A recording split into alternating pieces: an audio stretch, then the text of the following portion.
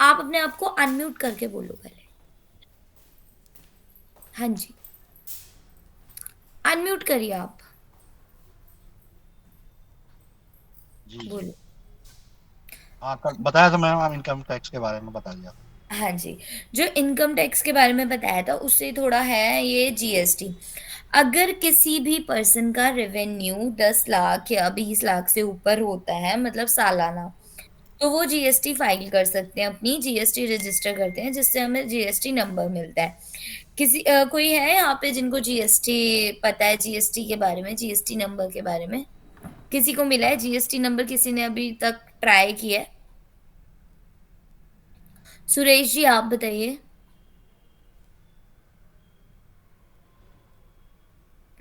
सुरेश जी, सुरेश सिंह जी आप बताइए।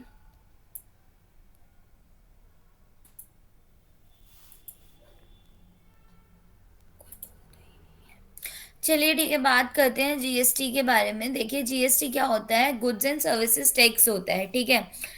अब इसमें हम क्या करते हैं, जो जीएसटी काउंसिल है उन्होंने रूल्स बनाए हैं कि हमें कैसे अपने मेंटेन करने हैं रिकॉर्ड, हम अपने कैसे इनवॉइसेस के बारे में कर सकते हैं, हमें कैसे रिपोर्ट करना है अपनी परचेज और सेल्स के बारे में, कि हमें जिससे जो पेमेंट मिल रही है, पे हो रहे हैं हमारे टैक्स और फाइल रिटर्न्स, ठीक है। देखा जाए तो एक रूल्स एंड रेगुलेशन है कॉम्प्लियंस, जीएसटी कॉम्प्लियंस, जिसमें हमें पता चल जाता है कि हमें कितना हमारा टर्नओवर गया है, कितना हमारा परचेज हुआ है, कितना सेल्स हुआ है, एक मेंटेन करना रिकॉर्ड्स को, ठीक है। अगर किसी की एनुअल टर्नओवर 20 लाख से ऊपर है, स्पेशल कैटेगरी है, ठीक है, तो वो उसको ना मैंडेटरी हो जाता है, जीएसटी रजिस्ट्रेशन मैंडेटरी होता है अगर किसी की 20 लाख से ज्यादा एनुअल टर्न ओवर है किसी बिजनेस की। लेकिन अगर हम बात करें, काफी स्टेट्स में 40 लाख भी है, हर स्टेट्स में ये अलग अलग होता है, ठीक है। स्टेट टू स्टेट कॉम्प्लाई करता है, डिफर हो जाता है स्टेट टू स्टेट। अब मुझे उत्तराखंड की बात करें तो किसी ने अगर जीएसटी रजिस्टर किया है तो आप बता सकते हैं मेरे को। केएसजी आपने किया है, डबराल जी?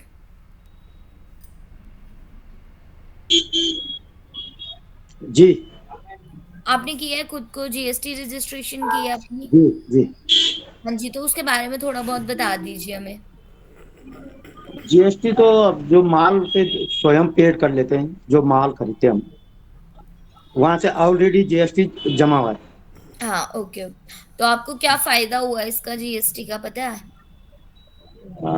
जीएसटी तो रिटर्न तो आई नहीं। अभी आपने स्टार्ट ही किया है मे बी अभी, हाँ जी।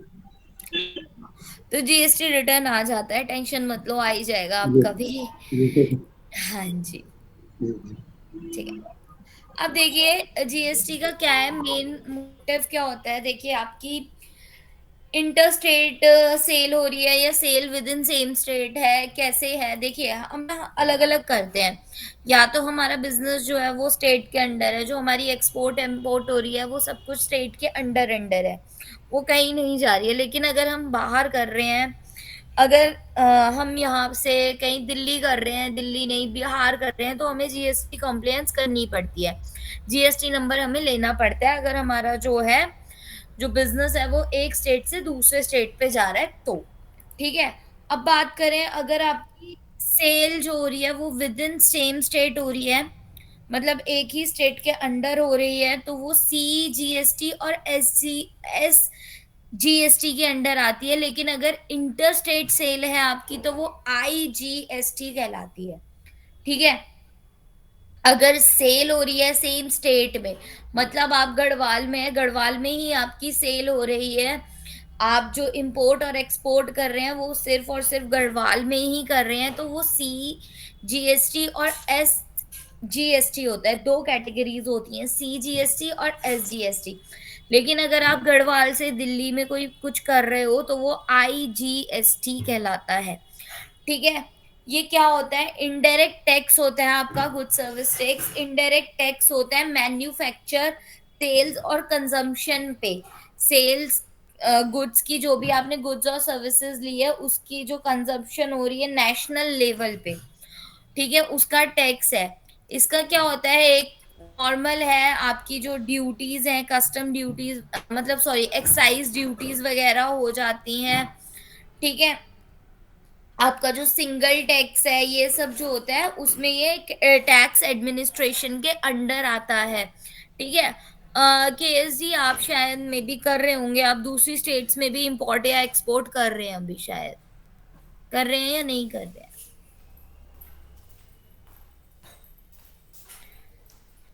हाँ जी डबराल जी बताइए। पहले अनम्यूट करिए फिर बोलिए।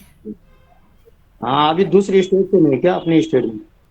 अभी अपनी स्टेट में, तो वो जी। आपको पता है एस जीएसटी और सी जीएसटी में आ रहे हो आप, जी। है ना। हाँ वेरी गुड। हाँ तो ये दो चीजें होती हैं, या तो एस जीएसटी या सी जीएसटी होता है, ठीक है। नेक्स्ट बात करते हैं, अगर किसी ने अपने आप को जीएसटी रजिस्ट्रेशन नहीं करा है, 10-20 लाख से आपका ज्यादा रेवेन्यू है, जो भी है, तो आप क्या कर सकते हो, आप खुद को, हाँ जी, तो आप अपने आप को रजिस्टर कर सकते हो। आपको डॉक्यूमेंट्स में क्या क्या चाहिए मैं बता देती हूँ। आपका परमानेंट अकाउंट नंबर, जिसको हम पैन कार्ड भी कहते हैं, ठीक है, फोन नंबर होना चाहिए, आपकी ईमेल आईडी होनी चाहिए, आपके डॉक्यूमेंट्स होने चाहिए, प्लेस होना चाहिए बिजनेस का कि आप कहाँ पे बिजनेस कर रहे हो, ठीक है, एक अकाउंट नंबर होना चाहिए इंडिया का, ठीक है। आईएफएससी नंबर आपको पता होता है, आपको प्रोवाइड किया जाता है बैंक से, वो उसकी बात कर रहे हैं। एक प्रोपराइटर होना चाहिए, जो भी मतलब आपका बिजनेस है, आप हो रजिस्टर्ड हो, वो रजिस्टर्ड होना चाहिए आपका बिजनेस, ठीक है। एक साइन होना चाहिए आपके उस पे, ठीक है। आपको पता होना चाहिए अगर आपका बिजनेस रजिस्टर्ड है, तब आप क्या कर सकते हो, आप इजीली जीएसटी के लिए अप्लाई कर सकते हो, जीएसटी रजिस्ट्रेशन के लिए आप अप्लाई कर सकते हैं इजीली, ठीक है, अगर आपका मतलब बिजनेस रजिस्टर है तो। हाँ जी दिनेश जी, दिनेश खत्री जी, दिनेश जी, यस मैम। आपका किस चीज का बिजनेस है? मैम होम स्टे बना रहा हूँ मैम मैं ना। अच्छा, आप अपना होम स्टे बना रहे हो, अभी आपका बिजनेस स्टार्ट हुआ नहीं है। हाँ जी मैम, अभी स्टार्ट हुआ नहीं मैम ना। ठीक है, तो आप सिंगल हैंडल कर रहे हो या फिर आपके साथ कोई और भी है? नहीं, मेरे भैया ही हैं मैम। मतलब आपका फैमिली ही कर रहे हैं? हाँ जी मैम, हाँ जी। ओके, होम स्टे के लिए, वेरी गुड। जी हाँ मैम। जी सुरेश जी, आप बता दीजिए। सुरेश सिंह।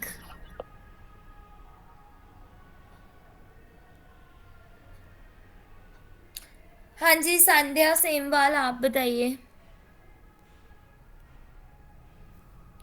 संध्या सेमवाल जी। गीता देवी जी, आप बता दीजिए। अनम्यूट करिए sir, unmute unmute.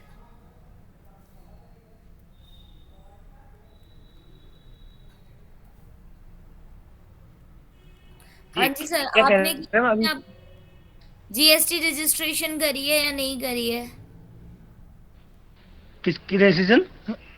GST GST number लिया है या नहीं लिया है? हाँ जी, हाँ जी, ले लिया जी। ले लिया है आपने? हाँ जी। अच्छा, क्या क्या फायदा हो रहा है आपको? अब देखो मैम, अभी तो कुछ मतलब ज्यादा सिस्टम चलाया नहीं, अभी देखते हैं क्या क्या फायदा आप होता है। ऑनलाइन भी कर सकते हो वर्क, आपको पता है ना, जीएसटी रजिस्ट्रेशन करने के बाद। हाँ जी, हाँ जी। हाँ, तो ऑनलाइन की बात करते हैं, अगर आप लोगों को नहीं पता है ये चीज़, तो आप लोग ना ऑनलाइन वर्क के लिए, जब हम जैसे कि हमारा कोई प्रोडक्ट्स वगैरह हैं, हमें ऑनलाइन बेचने हैं ना, तब भी हमें ना जीएसटी नंबर की नीड होती है। यहाँ पे रेवेन्यू की बात जी। ही अलग हो जाती है कि आपका रेवेन्यू कितना कलेक्ट हो रहा है और कितना नहीं हो रहा। लेकिन अगर आपने अपना जीएसटी नंबर रजिस्टर करा लिया, आपके पास जीएसटी नंबर है, तो आप ऑनलाइन बिजनेस भी ट्राई कर सकते हो। लाइक आपका जीएसटी नंबर है तो आप amazon पे इंपोर्ट एक्सपोर्ट कर सकते हो, फ्लिपकार्ट पे आप अपना सामान बेच सकते हो, मीशो पे अपना सामान बेच सकते हो, मिंत्रा वगैरह किसी पे भी आप ना अपना सामान बेच सकते हो, अगर आपका जीएसटी नंबर है तो। अदरवाइज़ आप जीएसटी नंबर के बिना अपना सामान नहीं बेच सकते ऑनलाइन पे। है ना गीता जी, मैं सही कह रही हूँ? जी जी बिल्कुल मैम बिल्कुल। हाँ जी। ठीक है, तो यहाँ पे ना फिर वो फंड जो है आपका कि 10 लाख का रेवेन्यू होना चाहिए, वो चीज़ ना खत्म हो जाती है ऑनलाइन में। अदरवाइज़ अगर आप ऑफलाइन में वर्क कर रहे हो, तो आपको क्या हो जाता है, तब आपको नीड होती है वो जीएसटी की 20 लाख से ऊपर। ठीक है? हर एक स्टेट का ना जीएसटी अलग-अलग होता है, मैं आपको क्लियर कर दूँ। जीएसटी मतलब आपका रेवेन्यू 20 लाख, किसी स्टेट में 20 लाख है, किसी में 40 लाख भी है और किसी में 10 लाख भी है। अलग-अलग स्टेट का अलग-अलग रूल है कि अगर आपका रेवेन्यू आपके बिज़नेस का इतना है, तो वो आपको कलेक्ट करना पड़ेगा, आपको जीएसटी नंबर लेना ही पड़ेगा। ये मैंडेटरी कर दिया जाता है। अगर आपका बिज़नेस 10 लाख से ऊपर कर रहा है, तो ये मैंडेटरी कर दिया जाता है। ठीक है? यहाँ तक किसी को कोई डाउट है? नहीं सर। सबको क्लियर है? जी मैम। अब बात करते हैं, देखिए अगर आपका ना जीएसटी रिटर्न आप भर रहे हैं, आपको जीएसटी रिटर्न भी मिलता है। लाइक मान लो मैंने कुछ सामान लिया है, मैं थोक में लूँगी, मतलब मैं होलसेल का वो लूँगी, मेरे को थोड़ा बहुत सामान नहीं चाहिए, मैं ज़्यादा सामान लूँगी, अगर मेरा जीएसटी नंबर है, तो उसमें ना मेरे को रिबेट मिल जाती है, मतलब थोड़ा बहुत ना मेरे को कंसेशन मिल जाती है। पता होगा जिनका जीएसटी रजिस्टर्ड है। जी उनको कंसेशन मिल जाती है, ठीक है? अब बात करते हैं जीएसटी रिटर्न की, ठीक है? ये ना आपका एक क्या होता है, सेल्स होती है, आपकी डिटेल भरनी होती है आपको सेल्स की, आपके परचेज़ की डिटेल भरनी होती है, जो आपने ऑनलाइन वगैरह किया है। ये ना 3-4 होते हैं, इसमें एक होता है जीएसटीआर 1, जीएसटीआर 2A, फिर होता है जीएसटीआर 2, एक होता है जीएसटीआर 1A और एक होता है जीएसटीआर 3। ठीक है? जो जीएसटीआर 1 होता है, उसमें क्या होता है, आपको डिटेल भरनी होती है आपके आउटवर्ड सेल्स की। जो भी आपकी सेल्स हुई है, उसके बारे में आपको बताना होता है, ठीक है? नेक्स्ट जो आपका जीएसटी 2A होता है, उसमें आपको परचेज़र की डिटेल्स देनी होती है कि आपने कितना ऑनलाइन किया, कितनी एड्स करी, कितना मॉडिफ़ाई किया अपने बिज़नेस को, ठीक है? नेक्स्ट जीएसटीआर 2 में आपको क्या करना पड़ता है, आपके कितने अप्रूव्ड हो गए हैं, जितने भी जीएसटी 2A में आपका जो भी बिज़नेस जो है वो अप्रूव हुआ है, कितना हुआ है, उसके बारे में आपको बताना होता है। 1A में क्या होता है, अप्रूव और डिसअप्रूव होता है कि आपने जो परचेज़ किया है, मॉडिफ़िकेशन करी है, चेंजेज़ लाए हैं, तो वो अप्रूव हुआ है या डिसअप्रूव हुआ है। नेक्स्ट है जीएसटीआर 3, इसमें क्या होता है, आपको नेक्स्ट 20 महीने का फाइनल आपको बताना होता है पेमेंट और लायबिलिटी। लायबिलिटी क्या होता है, जो आपका कर्ज है, ठीक है? लायबिलिटी क्या होती है, वो कर्जा होता है आपका, ठीक है? एसेट्स क्या होते हैं, जो आपका कोई कर्जा नहीं होता, जो आपने सामान रखा है, वो एसेट्स होते हैं आपके, ठीक है? ये सब करने के बाद कभी आपको 20 महीने का करना होता है, कभी आपको 10 महीने की परचेज़ दिखानी होती है, सेल्स दिखानी होती है। ये अलग-अलग जीएसटी के अंडर आते हैं, ठीक है? GSTR 1, GSTR 1A, GSTR 2, 2A, 3, इन सब में अलग-अलग आपका व्यू होता है, ठीक है? क्लियर है आप लोगों को या फिर से बताना पड़ेगा? जी मैम क्लियर है। क्लियर है? हाँ जी, कोई है यहाँ पे जो नया जुड़ा है अभी तक? नवीन जी, नवीन रतूड़ी जी। हाँ जी, नवीन जी। हाँ जी मैम। सर आपको मैं बता देती हूँ, आज का जो टॉपिक है वो हमारा जीएसटी के अंडर है, ठीक है? जो जीएसटी के बारे में बता रही हूँ। आपका किस चीज़ का बिज़नेस है सर? मेरा ये गाड़ी का, ट्रैवलिंग का। ट्रैवलिंग का। तो जो आपका रेवेन्यू है वो कितना हो जाता है? वो हो जाता है महीने के 30-40 हजार रुपये। महीने का नहीं सर, साल का। बाहर जो 48, 3-3.5 लाख। अच्छा, आपको पता है जीएसटी नंबर के बारे में कि जीएसटी रजिस्टर करना चाहिए, नहीं करना चाहिए? जी नहीं। तो आज का जो टॉपिक था ना वही था कि आपका जो जीएसटी है वो आपको रजिस्टर करना है या नहीं करना है, ठीक है सर? जी।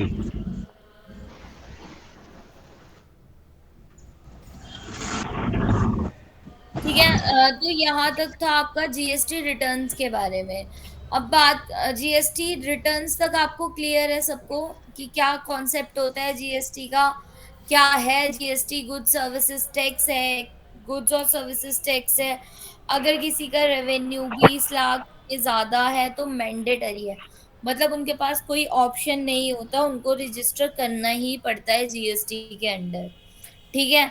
अगर किसी को ऑनलाइन बिजनेस करना है, सर्विस प्रोवाइड करनी है, किसी को भी मतलब ऑनलाइन बिजनेस की तरफ जाना है तो उनको जीएसटी रजिस्टर करना पड़ता है, खुद का जीएसटी नंबर बनाना पड़ता है। यहाँ तक क्लियर है? किसी को कोई डाउट है? किसी को कोई डाउट? नहीं मैम। ठीक है। ये आज आपका ना 4th डे है, आपको पता होना चाहिए आज आपका 4th डे है ट्रेनिंग का। उसके बाद 2 दिन की और ट्रेनिंग होगी, ठीक है? इससे पहले आपका जो था इनकम टैक्स के बारे में था। इनकम टैक्स आपको क्लियर है कि इनकम टैक्स क्या होता है, कौन रजिस्टर करता है, ये सब क्लियर है आप लोगों को? जी। इंटर इनकम टैक्स की आपको स्लैब्स के बारे में बताया गया था, वो भी क्लियर है? हाँ जी। इस साल फिर से चेंज हुई है, आपके फाइनेंशियल ईयर में चेंज हुई है, वो भी क्लियर है? मैंने दिखाई थी आपको भी, जी। ठीक है? अब बात करते हैं हम ई वे बिल की। ई वे बिल के बारे में किसी को पता है अभी तक? कोई है जिनको पता हो ई वे बिल क्या होता है कोई जिनको पता है? नहीं। ठीक है। देखिए ई वे बिल क्या है, ये इलेक्ट्रॉनिक वे बिल है जो कि आपके गुड्स जो आप जो मतलब रजिस्टर्ड पर्सन, एक जीएसटी रजिस्टर्ड पर्सन जो होता है जिसकी जीएसटी रजिस्टर्ड हो चुकी होती है, मैं उसकी बात कर रही हूँ जिनकी रजिस्टर्ड हो चुकी होती है, ठीक है? जिनकी जीएसटी रजिस्टर्ड हो चुकी होती है वो अपना जो सामान है एक्सपोर्ट नहीं कर सकते हैं अगर वो 50,000 से ज्यादा होता है तो, ठीक है? अगर उनको सेल या परचेज करना है, एक्सपोर्ट करना है कोई सामान जो गुड्स हैं, तो वो विदाउट ई वे बिल के जनरेट नहीं होता। उनको ई वे बिल जनरेट करना पड़ता है, जो कि कहाँ से मिलता है आपको? ई वे बिल gst.gov.in से आपको रजिस्टर जनरेट करना होता है वो बिल, कि अगर आपकी एक है, मतलब मान लो आपकी 40,000 है तो आप एक जीएसटी रजिस्टर्ड पर्सन एक्सपोर्ट कर सकता है गुड्स। लेकिन अगर उनकी 50,000 से ऊपर हो जाती है गुड्स को ट्रांसपोर्ट करने का, मतलब जो बिल वगैरह जो भी आपका 50,000 से ऊपर है तो उनको ई वे बिल बनाना पड़ता है अपना, ठीक है? क्लियर है? जी। हाँ जी। किसी को कोई डाउट है यहाँ तक तो पूछ सकते हैं। किसी को कोई डाउट है? हाँ जी। नहीं मैम। पक्का किसी को कोई डाउट तो नहीं है?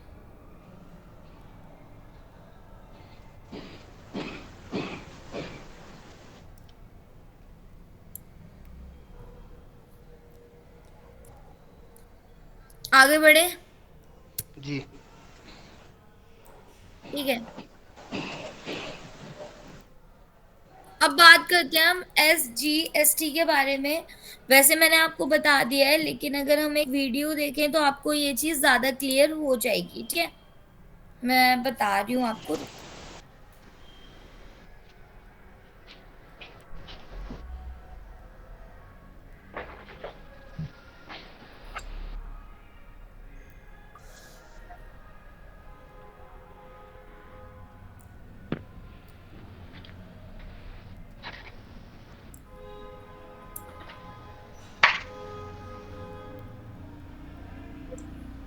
अब देखिए मैंने एक वीडियो चला रही हूँ, प्लीज उसे देखिए जिससे कि आपको थोड़ा ना और क्लियर हो जाएगा।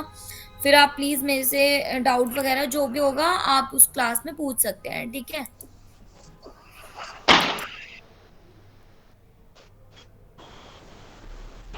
यहाँ पे आपको एक स्क्रीन दिख रही है, जी।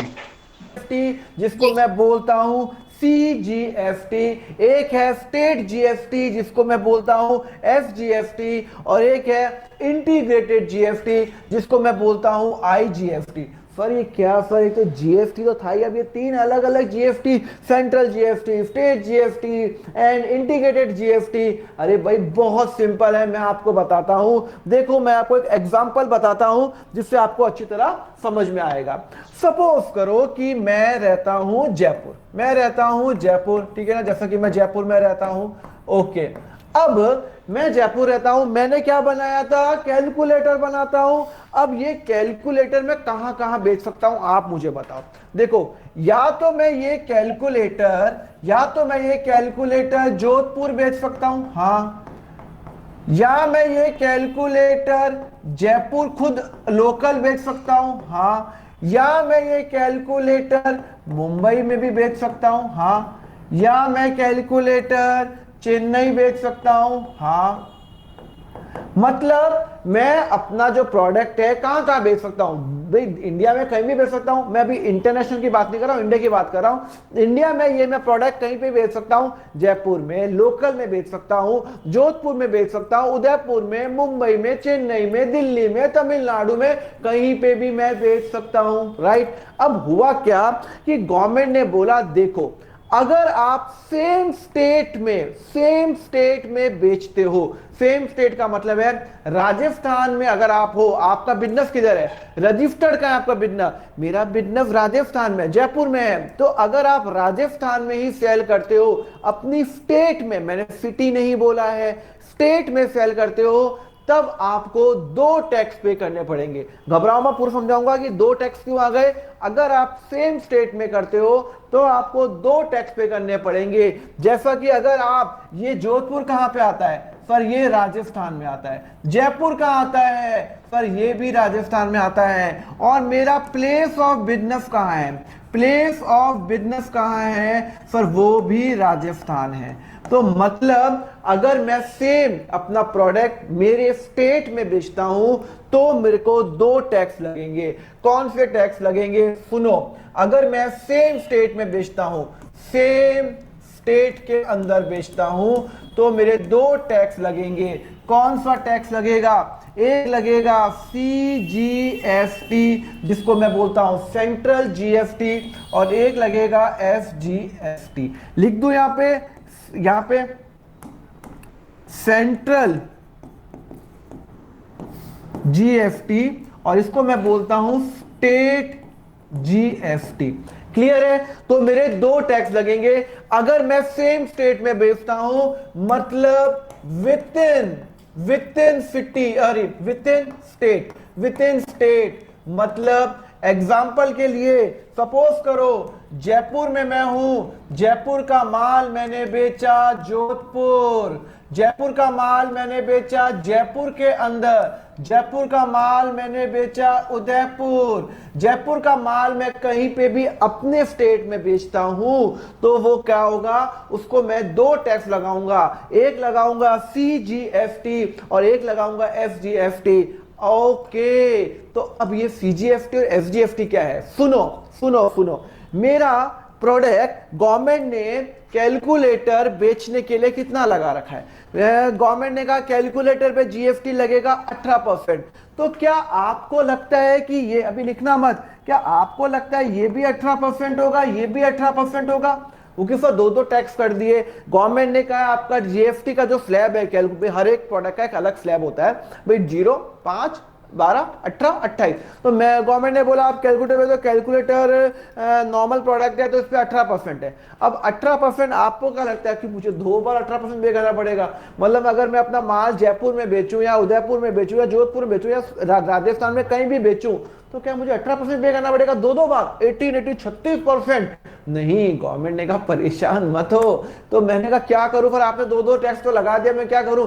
गवर्नमेंट ने कहा आपका रेट कितना है, मैंने कहा मेरा रेट 18% है। तो सुनो तो सही, हम आपके लिए ही तो हैं, हम जनता के लिए बने हैं। 18% है ना, तो उसको 2 में डिवाइड कर लो, 9% ये और 9% ये, मतलब आधा आधा। आधा सेंट्रल गवर्नमेंट का, आधा स्टेट गवर्नमेंट का। मतलब अगर मैं अपने स्टेट में राजस्थान में माल बेचता हूं, अगर मेरा प्लेस ऑफ, मेरी फैक्ट्री कहां लगी हुई है, मेरी फैक्ट्री तो राजस्थान में जयपुर में है ये। अब अगर मैं जयपुर का माल जयपुर में, जयपुर का माल जोधपुर या उदयपुर या बीकानेर कहीं पे भी मैं बेचता हूं, तो मेरा कौन सा टैक्स लगेगा? CGST and SGST. मेरा स्लैब क्या है? 18% है, तो ये कितना होगा? 9 और ये 9। अगर मेरा स्लैब 12% है तो ये 6, ये 6। मेरा स्लैब है 5%, तो ये 2.5, ये 2.5, आधा कर लेना। आपका टैक्स तो 18% लगेगा, पर आपको टैक्स का क्लासिफिकेशन 2 में करना पड़ेगा।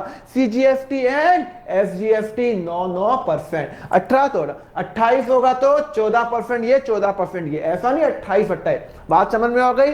तो आपका टैक्स तो टोटल 18 लग रहा है, बट आपको अकाउंटिंग में 2 टैक्स दिखाने पड़ेंगे। ये 2 टैक्स किए क्यों गवर्नमेंट ने? मतलब ये क्यों इतना कॉम्प्लेक्सिटी बना दी? मैं आपको रीजन बताता हूं। मैं जयपुर में रहता हूं, हाँ, पर मैं जयपुर का माल लेट सपोज जयपुर ही बेचता हूं या जोधपुर बेचता हूं, तो भाई साहब उसमें जो टैक्स आया, सपोज करो 100 रुपए का माल है और 18 रुपए टैक्स है, तो टैक्स कितना आया? 18 रुपए। तो मैंने जयपुर का माल जोधपुर में बेचा, हाँ बेचा। अब 18% किसको गया? अगर मैं एक कहूंगा तो वो मेरी राजस्थान गवर्नमेंट को मिल जाएगा। भाई राजस्थान गवर्नमेंट को मिलेगा तो सेंट्रल गवर्नमेंट को क्या मिलेगा? 2 गवर्नमेंट होती है, सेंट्रल गवर्नमेंट और स्टेट गवर्नमेंट। सेंट्रल गवर्नमेंट क्या होती है? जो पूरे इंडिया को कंट्रोल करती है, जो बजट डिसाइड करती है, जो डिसाइड करती है कि डिफेंस में इतना जाएगा, रोड इतनी बनेंगी, ये तक करेगी। सेंट्रल के पास पैसे चाहिए सब्सिडीज देने के लिए, तो वो सेंट्रल गवर्नमेंट का काम है। राजस्थान गवर्नमेंट का काम है राजस्थान की स्टेट के जो भी टैक्स लगाना, महाराष्ट्र गवर्नमेंट का महाराष्ट्र का टैक्स लगाना। क्लियर है? नहीं क्लियर है? तो एक होती है सेंट्रल गवर्नमेंट, आपने देखा होगा सेंट्रल में लेट्स सपोज एक गवर्नमेंट है पूरे इंडिया की, और आपकी स्टेट में अलग गवर्नमेंट होगी, कांग्रेस या बीजेपी कोई भी होगी, और सेंट्रल में कौन सी है? बीजेपी है। तो यहां पे यही सिस्टम रहता है कि जो सेंट्रल गवर्नमेंट है वो अपना पैसा कैसे लेगी, वो अपना एक्सपेंडिचर कैसे मीट करेगी? वो बोलेगा आपने जयपुर का माल जयपुर में बेचा, तो आपको कितने में बेचा? 100 रुपए का मैंने माल बनाया, 18 बेचा, 18 रुपए मैंने टैक्स दिया। तो सेंट्रल गवर्नमेंट ने कहा राजस्थान गवर्नमेंट को तुम 9 रुपए दोगे, 9 रुपए मैं राजस्थान गवर्नमेंट को दूंगा, और 9 रुपए किसको दूंगा? मैं सेंट्रल गवर्नमेंट को दूंगा, मतलब सेंट्रल मेन गवर्नमेंट को दूंगा। मतलब सेंट्रल गवर्नमेंट को 9 रुपए जा रहा है, राजस्थान गवर्नमेंट को 9 रुपए जा रहा है। तो सेंट्रल गवर्नमेंट को भी फायदा हुआ ना, क्योंकि उसको भी तो पैसा चाहिए ना बिजनेस चलाने, बिजनेस क्या, कंट्री चलाने के लिए। हाँ, तो इसलिए 9 रुपए और 9 रुपए यहां पे हो गया। क्लियर है? यहां तक समझ में आया? तो अगर आप सेम स्टेट में बेचते हो, आपका जो भी स्लैब है उसका आधा आधा कर लेना, तो 2 टैक्स लगेंगे। अगर आप सेम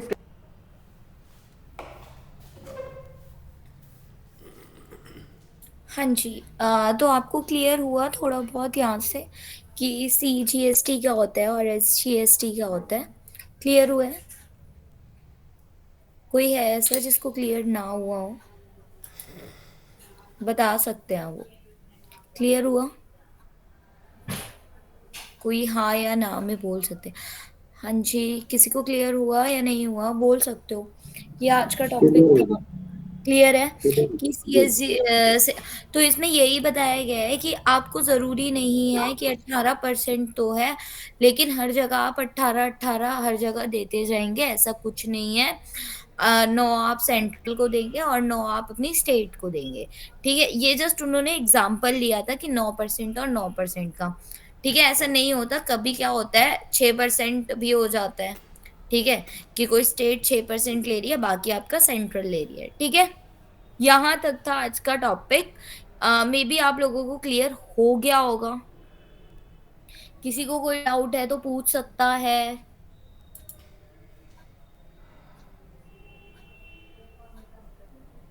अब बात करते हैं कॉम्पोजिशन स्कीम्स की।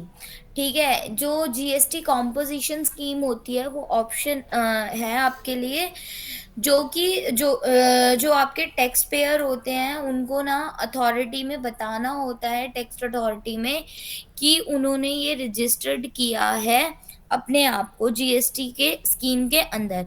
अगर आप ये रजिस्टर मतलब जो टाइम होता है वो चीज नहीं कर पाते हैं तो वो क्या चीज हो जाती है, फिर आप एक नॉर्मल टैक्स पेयर की तरह टैक्स पे करेंगे। अगर आप यहाँ पे जीएसटी नंबर लगाते हैं अपने आइडियाज फाइल्स के अंदर या फिर किसी में भी, तो क्या हो जाता है, आपको रिबेट मिल जाती है इन चीजों की। ठीक है, उसे हम कहते हैं कॉम्पोजिशन। अगर आपका जीएसटी नंबर है तो आपको क्या मैम करना मैं एक होता चीज पूछना चाह रहा हूँ। है। हाँ जी सर, पूछिए। मैम ये जैसे हम जीएसटी पे करते हैं, जैसे हम सामान लेके आ रहे हैं कोई सा भी, ठीक है, तो उसमें हमें क्या बेनिफिट है, जो हमें वहां से कुछ बेनिफिट मिल सकते हैं जैसे हम जीएसटी पे कर रहे हैं? सर आप क्या, मैं बात कर रही हूँ जीएसटी खुद को रजिस्टर करना, आप कैसे रजिस्टर करते हैं बिजनेस में?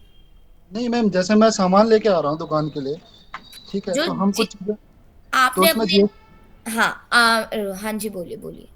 तो मैम जैसे मैं सामान लेके आ रहा हूँ, कोई सामान लेके आ गया मैं जीएसटी के लिए, ठीक है, जीएसटी मैंने पे करी, तो उससे हमें कुछ बेनिफिट है कि कुछ रिटर्न मिल सकता है मैम? सर वो आपको कैसे मिलेगा, आपने अपने आप को जीएसटी रजिस्टर नहीं किया, उस दुकानदार को मिलेगा जिसका जीएसटी है।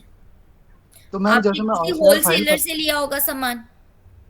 जैसे मैं आरटीआर फाइल करता हूँ, तो उसमें कुछ है मेरा बेनिफिट, जैसे मैं जीएसटी बिल लगाता हूँ आगे, तो उसमें हाँ है सर, कुछ? तब आपको मिल जाती है, रिबेट मिलती है थोड़ी सी। तो उसमें कितना परसेंट मिलता है मैम, जैसे मैंने सर वो 18%? आपके ना टोटल रेवेन्यू से होता है कि टोटल आपका रेवेन्यू कितना जनरेट हुआ है, उसके बाद आपको मिलते हैं बेनिफिट। तो मैम मेरे को बेचने में मिलेगा कि खरीदने में मिलेगा? सर अगर देखिए आपने खुद को जीएसटी रजिस्टर किया है, लाइक आपका जीएसटी नंबर है, आपने अपने जीएसटी रजिस्टर्ड किया है, तब आपको बेनिफिट मिलता है। लेकिन आपने बिल ले लिया किसी से तो आपको कोई इतना बेनिफिट नहीं मिलता, क्योंकि आप जीएसटी एक गवर्नमेंट को ही दे रहे हो इनडायरेक्टली। ठीक है, तो वो उस दुकानदार को बेनिफिट होगा जिसने अपना जीएसटी नंबर लिखवाया है या उसने रजिस्टर किया है खुद को। तो मैम जैसे आरटीआर हम फाइल करते हैं तो उसमें जीएसटी नंबर तो लगता ही है, सर ठीक है, जीएसटी अगर आपका है तब ना, आपका अगर जीएसटी नंबर ही नहीं है तो आपको कैसे कोई फायदा मिलेगा बताइए। तो आपने मैम खुद जैसे मैंने तो जैसे मैंने कर दिया है, तो मैं सामान खरीद रहा हूँ और सेल भी कर रहा हूँ, तो उसका रिन्यू मतलब कब तक मिलेगा मेरे को, मंथली मिलता है कि सालाना? सर अगर मान लीजिए आपका जो आपका रेवेन्यू है आपकी शॉप का वगैरह का, जिसका रेवेन्यू आपका 20 लाख से ऊपर हो जाता है, तो आप अपने आप को मैंडेटरी हो जाता है कि आपको जीएसटी रजिस्टर करना ही करना है, अपना जीएसटी नंबर फाइल करना ही पड़ता है, आपको जीएसटी नंबर बनवाना पड़ेगा। अगर 20 लाख से ऊपर आपका रेवेन्यू जनरेट हो रहा है तो ठीक है, फिर आपको ना रिबेट्स मिलना शुरू हो जाती हैं। मतलब आपको कुछ परसेंट की रिबेट्स मिलती हैं जहां से आप सामान लेते हो वहां से। मान लो मैं एक एग्जांपल ले रही हूँ, आपने कोई फ्रिज लिया है, आपने वो 40,000 का फ्रिज पड़ा है जिसकी एमआरपी 40,000 है, लेकिन ना अगर आपका जीएसटी नंबर होगा ना तो वो 30, 32, 34 के आसपास आपको पड़ जाता है। अच्छा, ऐसा, उसमें ये बेनिफिट है मेरे को? हाँ जी, आपको ये बेनिफिट्स होते हैं जीएसटी के। तो मतलब जैसे आरटीआर फाइल करता हूँ तो मेरे को जीएसटी नंबर लेने के लिए करना क्या होगा? सर आपको जीएसटी नंबर लेने के लिए ना खुद को रजिस्टर करना पड़ेगा। ठीक है, आप जा सकते हो, ऑनलाइन जा सकते हो आप, उसके लिए आपको क्या करना है, आपका एक पैन नंबर होना चाहिए, आपका बिजनेस किस चीज का है, आपका रेवेन्यू कितना, आपका डॉक्यूमेंट्स लगते हैं ये सब, आपका बैंक अकाउंट होना चाहिए, आईएफएससी नंबर, ये सब मांगेगा, पूरी डिटेल्स मांगेगा फॉर्म्स में, वो भर दीजिए, फिर आपका एक जीएसटी नंबर आपको दे दिया जाता है एक शॉप तो के। मैम, तो जैसे मैम आप ये बोल रहे हो कि सालाना मेरा अगर 20 लाख से ऊपर टर्नओवर होगा तो तब जाके मेरा कुछ बेनिफिट मिलेंगे, अगर उससे कम सर वो होता है तो फिर? मैंडेटरी हो जाता है, मैंने कहा मैंडेटरी होता है, अगर 20 लाख रेवेन्यू है तो आपके पास कोई ऑप्शन नहीं है, आपको जीएसटी लगवाना पड़ेगा। लेकिन अगर मान लीजिए आपको ऑनलाइन वर्क करना है कुछ, ठीक है, तो आप अपना जी जीएसटी नंबर स्टार्ट कर सकते हो, इसमें कोई इशू नहीं है। जी जी जी। अच्छा, मतलब उसमें कोई वो नहीं है मतलब? नहीं, बस आपका बिजनेस होना चाहिए जीएसटी के लिए। अच्छा, बिजनेस तो है, जैसे मैंने हाँ, कर दिया है शुरू, तो उसके लिए तो है, लेकिन अगर मैं ये पूछ रहा आप हूँ अगर उसमें डाल सकते हो कि आपको ऑनलाइन वर्क करना है, लाइक आपको अपना जो सामान है वो ऑनलाइन बेचना है, तो आप जीएसटी रजिस्टर कर सकते हो इजीली। और जैसे ये शॉप से बेच रहे हैं हम, रिटेल में बेच रहे हैं, फिर उसमें क्या है? तब भी कर सकते हो सर। मैंडेटरी कब होता है? जब 20 लाख से ऊपर हो जाता है तब आपको मैंडेटरी है, मतलब आपके पास कोई ऑप्शन नहीं है, आपको करना ही करना है। लेकिन वैसे भी आप जीएसटी रजिस्टर कर सकते हैं। जैसे कि हम बताते हैं ना, आईटीआर फाइलिंग के लिए 5 लाख इनकम होनी चाहिए, 10 लाख इनकम होती है।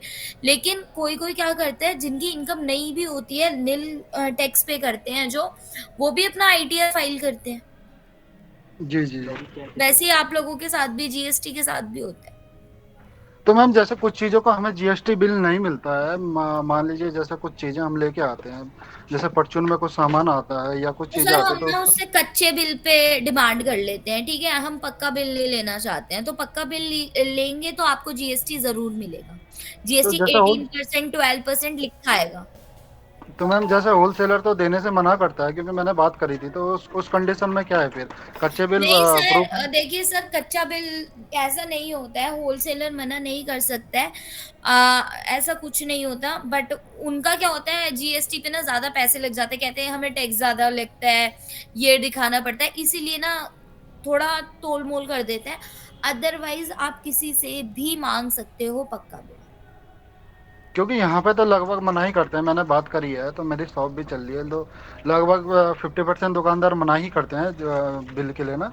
नहीं नहीं तो सर, आप बोलो बोलो कि नहीं मुझे पक्का बिल ही चाहिए, तो क्यों नहीं, वो नहीं कर सकते। तो फिर वो तो ये बताते हैं हमें कि जैसे मैंने मान लीजिए 50,000 का सामान लिया है, आपको तो पता है उनका कितना फायदा हो जाता है? आप तो पक्का बिल लेते नहीं हो, लेकिन उन लोगों का कितना फायदा हो जाता है, कहीं तो दिखाने की जरूरत नहीं है। मतलब मान लो वो जो टैक्स के 4 रुपए उनको देने थे ना गवर्नमेंट को, वो उनके पास है आज की डेट में 4 रुपए। नहीं मैम, वो तो मैं समझ गया, लेकिन जैसे हम 50,000 का कोई सामान लेके जाते हैं, तो वो ये बोलते हैं कि आपको भी जीएसटी पे करना पड़ेगा अलग से, हम तो कर रहे हैं लेकिन आपको भी जीएसटी पे करना पड़ेगा, तो इसका नहीं ऐसा सर, बोल। ऐसा कुछ नहीं होता है, ये एक मिथ है, ये आपको बस बनाया जाता है कि आप 50,000 से ले रहे हो, ये कर रहे हो, वो कर रहे हो। मैंने अभी आपको ई वे बिल के बारे में भी बताया है कि जो गवर्नमेंट, मतलब जिन्होंने अपना एक रजिस्टर्ड होता है, जो जीएसटी रजिस्टर्ड पर्सन होता है, वो अगर ट्रांसपोर्ट करता है गुड्स 50,000 से ऊपर के, तो उसको ई वे बिल की जरूरत पड़ जाती है, ठीक है। उसको बिल जनरेट करना पड़ता है इलेक्ट्रॉनिकली, जो कि कहाँ जाके मिलता है आपको, ई वे बिल करके आता है, ई वे बिल gst.gov.in के अंदर आता है, तो उनको जनरेट करना पड़ता है। ऐसा कुछ नहीं है, ये थोड़ा हम लोगों को नॉलेज नहीं होती है, काफी लोग ना इसीलिए थोड़ा हमें उल्लू बना देते हैं। तो मैम मैंने कई बार पे किया है, क्योंकि मैं खुद बता रहा हूँ, क्योंकि मेरा पर्सनल एक्सपीरियंस है। तो मैं हाँ जैसे जी। जीएसटी बिल मांगता हूँ उससे, तो वो बोलता है कि अगर हम 18% बिल पे कर रहे हैं तो 4,000 आपको देना पड़ेगा, 4,000 हम पे करेंगे, ऐसा बताते हो, और मैंने दिया है कई बार। तो वो सर चीज़ें मेरे। ये चीज कहीं नहीं होती है, बिकॉज उनका होता है, ये चीज हमारा नहीं होता है। अगर आप मान लीजिए आप कहीं रेस्टोरेंट में भी जाते हैं, तो आप जब पक्का बिल ही तो लेते हैं, कोई कच्चा बिल तो नहीं लेते हैं, हम पक्का बिल लेते, ऑनलाइन निकलवाते हैं रेस्टोरेंट में जाके, तो उसमें साफ लिखा आता है कि आपने क्या क्या लिया, तो जीएसटी साफ लिखी आती है कि जीएसटी इतने परसेंट है, ठीक है। तो मैम जैसे वो हम मान चेक लीजिए करते करते हैं। तो कुछ सामान ऐसा होता है, जैसे मान लीजिए एमआरपी रहती है उस पे, ठीक है, हाँ तो जी, उसमें जीएसटी हमें एक्स्ट्रा पे करनी पड़ती है कि उसी में इंक्लूड होके आती है कुछ सामान जैसे इंक्लूडेड होती है। अगर उसमें लिखा नहीं है तो वो इंक्लूडेड है, अगर उसमें लिखा है ना जीएसटी अलग से, तो वो इंक्लूड नहीं होती। काफी चीजों में होती है, जैसे कि मैं एक एग्जांपल एक रेस्टोरेंट का ही ले रही हूँ, उसमें जीएसटी ना इंक्लूड नहीं करते हैं वो खाने के साथ, वो अलग से हमसे चार्ज करते हैं जीएसटी, पता तो मैम होगा। जैसे, तो एक चीज बताइए मैम, गोल्ड में भी ऐसा होता है कि उसमें इंक्लूड होता है? गोल्ड में सर आपका ना मेकिंग चार्जेस ये सब लगते हैं, तो उसमें वो तो जैसे labour making charge, charge. Making charge अलग अलग दिखाते हैं, वो प्रॉपर आपको बिल मिलता है। जी जी। अगर आप टाटा वगैरह से लेते हैं ना सर, वो तो आपका पूरा ऑनलाइन निकालते हैं कि आपका मेकिंग चार्ज हमने इतना लिया, ठीक है, हमारा लेबर चार्ज इतना हुआ, मेकिंग चार्ज इतना हुआ, ये जीएसटी लगी आपकी अलग से, पूरा एक बिल आएगा आपको, ऑनलाइन मिलेगा, आप स्कैन करोगे ना, प्रॉपर बिल आएगा, एक एक डिटेल लिखी होगी उसकी, कि अच्छा, उन्होंने उसमें कौन सा इंक्लूड। गोल्ड यूज किया था, कितना, मतलब कितने कैरेट का गोल्ड यूज किया, सब कुछ डिटेल आती है। तो मैम जैसे मैं आरटीआर फाइल कर रहा हूँ और जीएसटी पे कर रहा हूँ, तो उसमें मैं जैसे पर्सनली गोल्ड लेता हूँ, तो उसे हम बिल को शो अप कर सकते हैं वहाँ पे? सर वो आपको जो आप वो ले रहे हो, पहली चीज वो आप अपने पर्सनल के लिए ले रहे हो, तो जैसे हम ठीक है। आरटीआई फाइल आप करते हैं वहाँ पे तो डोनेशन नहीं कर रहे हो गोल्ड की। जब हम आईटीआर फाइल करते हैं तो अपनी इनकम दिखाते हैं, उसके बाद हमें रिबेट कब मिल जाती है, अगर हमारी एलआईसी वगैरह है, ठीक है, अगर हमारी लाइफ इंश्योरेंस है तब हमें रिबेट मिल जाती है आईटीआर से। मतलब मैं समझा नहीं, एलआईसी मतलब? सर लाइफ इंश्योरेंस वगैरह, नहीं नहीं, वो तो मैं समझ गया, लेकिन उसका क्या रिबेट मिलता है मतलब, जैसे? मतलब सर आपकी इनकम जनरेट हो रही है, आप गवर्नमेंट को ही मतलब लाइफ इंश्योरेंस में आप पे कर रहे हो, ठीक है, तो आपकी इनकम थोड़ी बहुत तो कम हो रही है, आप सालाना किसी को और को दे रहे हो, वो आपका खुद का बेनिफिट है तो है, लेकिन हम लाइफ इंश्योरेंस में पे कर रहे हैं ना, तो हमें रिबेट मिल जाती है। तो उसमें कुछ परसेंटेज होगा ना? हाँ परसेंटेज होती है, अलग अलग होती है, आप कितना लाइफ इंश्योरेंस पे कर रहे हो, अपना कितना कर रहे हो उसके हिसाब से होती है। तो नेक्स्ट आप अगर कहीं दिखा देते हो कि आप एक टेनेंट हो, मतलब हम्म, टेनेंट मतलब रेंट पे रह रहे हो, तो आप अगर उसके भी लगा देते हो कि मैं रेंट देता हूँ, तो उसमें आपको फिर रिबेट मिल जाती है। फिर आपने दिखा दिया कि मैंने यहाँ पे डोनेशन दी थी, आपके पास डॉक्यूमेंट्स है, आपने दिखाया कि आपने डोनेशन दी है, तो उसमें आपको रिबेट मिल जाती है। ऐसे मिलती है रिबेट सर आइडियाज की। तो मैम उसमें मतलब डॉक्यूमेंट्स वैसे कहाँ दिखाना होता है उसमें? सर आपके फॉर्म के अंडर ही आती हैं वो चीज़ें, आप फॉर्म 16 मतलब एक एम्प्लॉय जो होता है वो ना फॉर्म 16A भरता है। जब हम फॉर्म 16A भरते हैं ना, उसमें हमसे मांगा जाता है, हम पहले रजिस्टर करेंगे खुद को, फिर ना धीरे धीरे हम डिटेल्स भरते हैं कि हमने एलआईसी यहाँ भरी, फिर हम अपना एलआईसी नंबर डालते हैं, वो वेरिफिकेशन के लिए होता है कि हम हमारे पास है या नहीं है, हम झूठ तो नहीं बोल रहे हैं, वो चीज़ दिखानी पड़ती है, फिर हमें रिबेट मिलती है उस चीज़ की। तो मैम जैसे मेरी शॉप रेंट पे है, तो वो भी कुछ है उसमें बेनिफिट हमें? हाँ सर आप दिखा सकते हो कि आपने रेंट पे की है। अच्छा, रेंट पे की है तो उसका तो कुछ प्रूफ तो होता नहीं है हमारे पास, क्योंकि जनरली हम या तो कैश देते हैं या तो उसका चेक के प्रूफ थ्रू देते में आप ना अपने दुकान के कागज दिखा सकते हो कि किसी और के नाम से है, तब कर सकते हैं। अच्छा, तब कर सकते हैं मैम। हो, तब आप रिबेट मिलती तो मैम वैसे आरटीआर बनने में हमें बेनिफिट है? है। हाँ बिल्कुल है। और तो उसके मतलब जैसे डॉक्यूमेंट्स होते हैं तो वो सारी सबमिट इनकम कहाँ? गवर्नमेंट नहीं लेती है, गवर्नमेंट को लगता है कि नहीं आपको वापस करना चाहिए तो वापस भी मिलते हैं, रिबेट मिलके वापस भी पैसे आते हैं, काफी लोगों के आते हैं पैसे। अच्छा, आ जाते हैं मैम उसमें? हाँ सर आते हैं, मेरा खुद का पर्सनल है, मेरे ब्रदर भी भरते हैं, आईटीआर्स वगैरह करते हैं, तो उनका भी आ जाता है, उनकी इनकम का भी आ जाता है, अच्छा, उनका भी आ जाता हाँ है? जी। पैसे आ जाते हैं। ठीक ठीक है मैम, थैंक यू, हमारे थैंक यू पास मैम। है। अच्छा। और किसी को कोई डाउट है इस चीज के रिगार्डिंग, पूछ सकते हैं, किसी को कोई डाउट है, वरना हम ये आज का जो टॉपिक है वो खत्म करते हैं। बताइए किसी को कोई डाउट है? नो मैम, कोई डाउट नहीं है। क्लियर हो गया आपका टॉपिक? क्लियर है मैम। ओके, आप लोग लीव कर सकते हो, ठीक है। ठीक है madam, thank you madam. Okay ji.